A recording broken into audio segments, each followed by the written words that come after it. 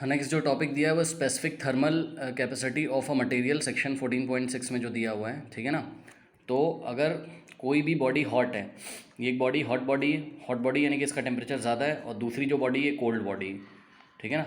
अगर आप इसको कांटेक्ट में लेके आओगे, ठीक है ना, यानी कि इन दोनों को कांटेक्ट में लेके आया है, ऐसे पास पास इसको ऐसा सटा के रख दीजिए एक दूसरे के कांटेक्ट में। तो जब इसको ऐसे टच करा के रख दोगे तो जो हीट एनर्जी है, ठीक है, वो फ्लो करेगी हॉट बॉडी से कोल्ड बॉडी में। हॉट बॉडी का टेम्परेचर हाई होता है, पता है हम लोगों को, और कोल्ड बॉडी का टेम्परेचर लो होता है, करेक्ट। तो heat will flow from higher temperature to lower temperature body, तो हीट ऐसे करके फ्लो करेगी, ठीक है। ये ऐसे एक्चुअल में क्या होता है कि जो कोल्ड बॉडी के एटम्स या मॉलिक्यूल्स हैं, ठीक है ना, वो क्या चाहते हैं, वो चाहते हैं कि हमें भी एनर्जी मिल जाए, करेक्ट। तो इस तरीके से, तो यहाँ से एनर्जी एब्जॉर्ब करते हैं, आप इस तरीके से समझ सकते हो, ठीक है ना, और अपनी काइनेटिक एनर्जी बढ़ा लेते हैं एटम्स और मॉलिक्यूल्स। ये हीट लेते हैं यहाँ से, ठीक है ना, और अपनी काइनेटिक एनर्जी यहाँ से बढ़ाना शुरू कर देते हैं, करेक्ट। तो यानी कि हम ये बोल सकते हैं क्या कि हीट को कौन एब्जॉर्ब करता है, तो जवाब है हीट को कोल्ड बॉडी के जो एटम्स या मॉलिक्यूल्स हैं वो एब्जॉर्ब करते हैं। क्यों? क्योंकि अपनी काइनेटिक एनर्जी को इंक्रीज़ करने के लिए, करेक्ट। ये कुछ यहाँ पर फंडा आप लगा सकते हो। अब ध्यान से यहाँ पे चेक करो, एक चीज़ हम आपको दिखाते हैं कि जो हीट ट्रांसफ़र होती है कहाँ से कहाँ, हॉट बॉडी से कोल्ड बॉडी, ये कौन सी बातों पे डिपेंड करती है। सपोज़ क्यों हीट ट्रांसफ़र होती है कहाँ, अच्छा, ये हीट तब तक ट्रांसफ़र होती है जब तक दोनों बॉडी का टेम्परेचर इक्वल ना हो जाए, ठीक है ना, जब तक दोनों बॉडी का टेम्परेचर इक्वल ना हो जाए, ठीक है ना। तो ये चीज़ है, मतलब दोनों थर्मल इक्विलिब्रियम में आ जाएंगी। जितना टेम्परेचर हॉट, मतलब ये बॉडी फर्स्ट है और ये बॉडी सेकंड है, दोनों कांटेक्ट में रख दो, और थोड़े टाइम के बाद आप चेक करोगे तो जितना टेम्परेचर फर्स्ट का होगा, पहले क्या था, हॉट वाली बॉडी का टेम्परेचर हाई था और कोल्ड वाली का लो था, लेकिन इसको काफ़ी टाइम के लिए छोड़ दोगे तो जितना फर्स्ट बॉडी का टेम्परेचर देखने को मिलेगा आपको उतना ही सेकंड का। तो फर्स्ट बॉडी का टेम्परेचर कुछ देर के बाद T1 हो जाएगा, तो सेकंड का भी टेम्परेचर कितना हो जाएगा, T1। तो हम बोलेंगे दोनों थर्मल इक्विलिब्रियम में आ गई हैं, करेक्ट। अभी हो गई। अब यहाँ से जो हीट ट्रांसफर होती है कहाँ से कहाँ, हॉट से कोल्ड बॉडी में जो हीट ट्रांसफर होती है, सपोज वो क्यू से हम दिखा रहे हैं, किससे दिखा रहे हैं, क्यू से। तो प्रैक्टिकली ये देखा गया कि जो हीट ट्रांसफर होती है क्यू, ठीक है, this is directly proportional to what, delta theta. Delta theta मतलब temperature difference, correct. Delta theta मतलब टेम्परेचर डिफरेंस। आपकी बुक में इसको डेल्टा थीटा दिखाया, आप इसको डेल्टा टी दिखा सकते हो। क्या दिखा सकते हो, डेल्टा टी। तो Q is directly proportional to, Q क्या है, हीट ट्रांसफर। कहाँ से कहाँ, हॉट बॉडी से कोल्ड बॉडी में जो हीट ट्रांसफर होगी that will be directly proportional to what, delta T. यानी कि दोनों बॉडी का टेम्परेचर जितना ज़्यादा डिफरेंस होगा, दोनों बॉडी के टेम्परेचर में जितना ज़्यादा डिफरेंस होगा, ठीक है, उतना ज़्यादा हीट ट्रांसफर होगी। कहाँ से कहाँ, हॉट से कोल्ड बॉडी में। जैसे कि दो सिचुएशन देख सकते हो आप, ठीक है ना। यहाँ पे देखिए, ये फर्स्ट बॉडी हॉट, ये कोल्ड बॉडी है, ठीक है ना। तो यहाँ पे फर्स्ट बॉडी का टेम्परेचर है 25 डिग्री सेल्सियस, और या फिर हम कह सकते हैं फर्स्ट बॉडी का जो टेम्परेचर है 100 डिग्री सेल्सियस है, हॉट है ये, और सेकंड बॉडी का टेम्परेचर है 25 डिग्री सेल्सियस। तो यहाँ पे डेल्टा टी कितना है बताओ, डेल्टा टी यहाँ कितना हो गया, 75 का डिफरेंस है, करेक्ट। 100 माइनस 25, 75 का डिफरेंस है। अब सेकंड केस देखिए जरा, ये हॉट बॉडी है और ये कोल्ड बॉडी। अब यहाँ हॉट बॉडी का टेम्परेचर है 200 डिग्री सेल्सियस और कोल्ड बॉडी का है 25 डिग्री सेल्सियस। अब यहाँ पे डिफरेंस कितना है, यहाँ पे डिफरेंस है 175, यानी कि डेल्टा टी कितना है यहाँ पर, 175 डिग्री सेल्सियस, करेक्ट। तो ये चीज़ है। तो यहाँ पे टेम्परेचर डिफरेंस ज़्यादा है, यानी कि हम पूछेंगे आपसे कि फर्स्ट केस में ज़्यादा हीट ट्रांसफर होगी कि सेकंड में, तो जवाब है सेकंड में। तो यहाँ पर जो हीट ट्रांसफर होगी ये ज़्यादा होगी और यहाँ पर जो हीट ट्रांसफर होगी कम होगी, यानी कि यहाँ पर क्यू की वैल्यू कम है और यहाँ पर जो हीट ट्रांसफर उसकी वैल्यू ज़्यादा है। क्यों? क्योंकि टेम्परेचर डिफरेंस ज़्यादा है। तो ऐसा हमने कहाँ देखा है, ऐसा हमने प्रैक्टिकली लैब में करके देखा है। तो फर्स्ट क्या हो गया आपका, जो हीट ट्रांसफर है कहाँ से कहाँ, from hot body to cold body, that is directly proportional to what, delta T. ये पहली बात हो गई। और दूसरी बात क्या है, क्यू इज डायरेक्टली प्रोपोर्शनल। खुद दिमाग लगाइए जरा, ये किसके प्रोपोर्शनल होगा, ये मास ऑफ द कोल्ड बॉडी के प्रोपोर्शनल होगा, क्योंकि जो कोल्ड बॉडी होती है उसी के एटम्स एंड मॉलिक्यूल्स ही तो क्या करते हैं, हीट को एब्जॉर्ब करते हैं। तो जितने ज़्यादा एटम्स एंड मॉलिक्यूल्स होंगे उतने ज़्यादा हीट एब्जॉर्ब करेंगे, करेक्ट।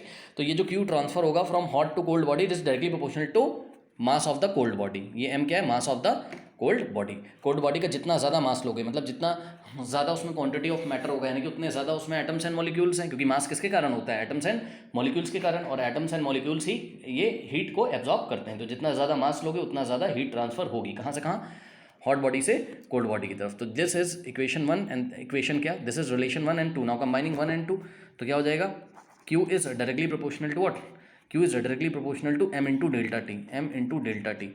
अब यहाँ से जब ये प्रोपोर्शनल हटाओगे तो एक कांस्टेंट आएगा, and that constant is what, S, ठीक है ना। इसको हम क्या बोलते हैं, स्पेसिफिक हीट कैपेसिटी। S क्या है, स्पेसिफिक हीट कैपेसिटी। तो S into M into delta T. अब यहाँ से आप S की वैल्यू निकाल लीजिए, तो S बराबर क्या आ जाएगा, Q अपॉन कितना हो जाएगा, m into delta T, correct. ये s का वैल्यू आ गया। अब ये जो s है ये मटेरियल पे डिपेंड करता है, अलग अलग मटेरियल पे डिपेंड करता है। s क्या होता है, अलग अलग मटेरियल पे डिपेंड करता है। गोल्ड का s अलग होगा, ठीक है, वाटर का स्पेसिफिक हीट अलग होगा, और सिल्वर का अलग होगा, प्लास्टिक का स्पेसिफिक हीट अलग होगा, सारे मटेरियल्स का स्पेसिफिक हीट अलग होता है, याद रखिएगा, ठीक है ना।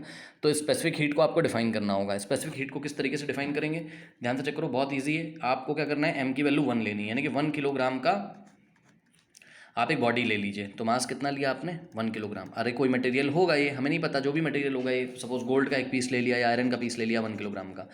अब इसको आप हीट करना शुरू करो, करिए हीट।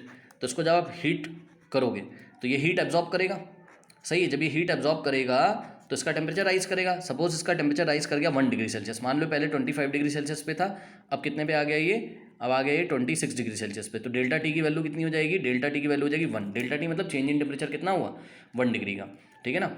तो 1 किलोग्राम की बॉडी को अगर हम हीट करें और उसका टेम्परेचर कितना बढ़ जाए, उसका टेम्परेचर कितना राइज हो जाए, या उसके टेम्परेचर में कितना चेंज आए, 1 डिग्री सेल्सियस, तो उसको जितना हीट आपने सप्लाई किया है, यहाँ से नीचे जितना हीट सप्लाई किया है, क्यों, वही क्या कहलाता है, स्पेसिफिक हीट कहलाता है, करेक्ट। अब आप खुद दिमाग लगाओ, अलग अलग मटेरियल अगर आप लोगे और अलग अलग मटेरियल का टेम्परेचर, अलग अलग मटेरियल का 1 किलोग्राम आप लीजिए और उसका टेम्परेचर 1 डिग्री सेल्सियस अगर आप राइज करोगे तो वो अलग अलग अमाउंट में हीट एब्जॉर्ब करेगा। क्यों, क्योंकि अलग अलग मटेरियल के अंदर एटम्स एंड मॉलिक्यूल्स का नेचर अलग अलग होता है, वो अलग अलग तरीके से हीट एंड अलग अलग तरीके से हीट को एब्जॉर्ब करना चाहते हैं, करेक्ट।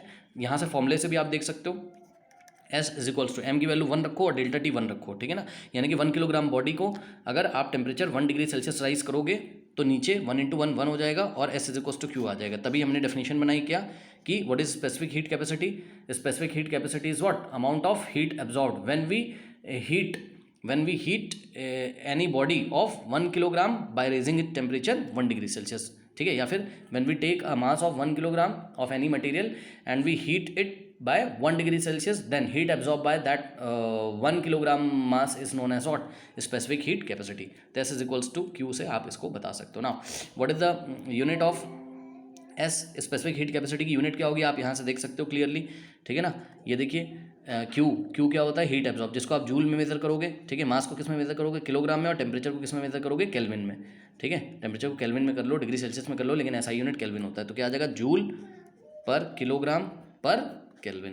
तो ये यूनिट है किसकी, आपकी स्पेसिफिक हीट की, करेक्ट। तो आप अपनी बुक में एक टेबल देख सकते हो 14.3, उसमें अलग अलग आपको स्पेसिफिक हीट कैपेसिटी लैब में निकाल के दिखाई गई है, ठीक है। जैसे कि आप देखोगे तो एल्युमिनियम का कितना दे रखा है 875, और कॉपर का कितना दे रखा है 380, यानी कि एल्युमिनियम का 1 किलोग्राम लिया होगा, कॉपर का 1 किलोग्राम, दोनों का टेम्परेचर 1 डिग्री राइज किया होगा, तो एल्युमिनियम ज़्यादा हीट एब्जॉर्ब करता है, कितनी 875 जूल एब्जॉर्ब करता है, लेकिन कॉपर कम हीट एब्जॉर्ब करता है, 380 जूल ही एब्जॉर्ब करता है। इसी तरीके से आप लेड को देख सकते हो, लेड का 1 किलोग्राम ले लिया होगा, उसका टेम्परेचर 1 डिग्री राइज किया होगा, तो लेड ने कितना हीट एब्जॉर्ब किया, 130 जूल ओनली। तो इस तरीके से, करेक्ट। वाटर का स्पेसिफिक हीट कैपेसिटी सबसे ज़्यादा होता है, आप देख सकते हो, ठीक है ना। कितना है 4200, यानी कि वाटर का अगर 1 किलोग्राम लोगे और उसका टेम्परेचर अगर 1 डिग्री राइज करोगे, करेक्ट, तो वाटर जो हीट एब्जॉर्ब करता है वो 4200 जूल एब्जॉर्ब करता है। दैट्स वाई वाटर को हम, जो कोई जैसे कोई मरीज़ होता है जिसको ठंड वंड ज़्यादा लग जाती है फीवर वगैरह में, तो उसको हम एक आपने देखा होगा हॉट बैग आते हैं ना, हॉट वाटर बैग्स आते हैं जिसमें पानी को गर्म करके हम रख देते हैं। क्यों, क्योंकि पानी की स्पेसिफिक हीट क्या होती है, बहुत ज़्यादा होती है, करेक्ट। वो बहुत ज़्यादा हीट अपने पर किलोग्राम में एब्जॉर्ब करके रख सकता है, तो वो हीट जो भी मरीज़ होगा उसको कॉन्टीन्यूसली आप काफ़ी देर तक दे सकते हो। याद रखिएगा, जिसकी स्पेसिफिक हीट बहुत ज़्यादा होगी, ठीक है, वो गर्म होने में भी काफ़ी टाइम लगाएगा, क्योंकि वो बहुत ज़्यादा हीट एब्जॉर्ब करता है 1 डिग्री राइज करने के लिए अपना, तो वो गर्म होने में भी बहुत टाइम लगाएगा और ठंडा होने में भी बहुत टाइम लगाएगा वो। तो वाटर बैग जब उसके पैरों पे रखोगे, मरीज के पैर पे आप, जिसके पैर काफ़ी ठंडे, तो काफ़ी देर तक उसके पैरों को हीट सप्लाई होगी, कहाँ से, वाटर बैग से। इसलिए हम वाटर बैग में क्या भर के रखते हैं, पानी भर के रखते हैं, क्योंकि उसका स्पेसिफिक हीट बहुत ज़्यादा है। तो बहुत देर में अपना वो टेम्परेचर इंक्रीज़ करता है, क्योंकि बहुत ज़्यादा हीट एब्जॉर्ब करता है वाटर का 1 किलोग्राम, ठीक है, और ठंडा होने में भी बहुत ज़्यादा हीट वो रिलीज़ करता है, तो बहुत टाइम तक वो हीट रिलीज़ करता रहेगा, करेक्ट। तो ये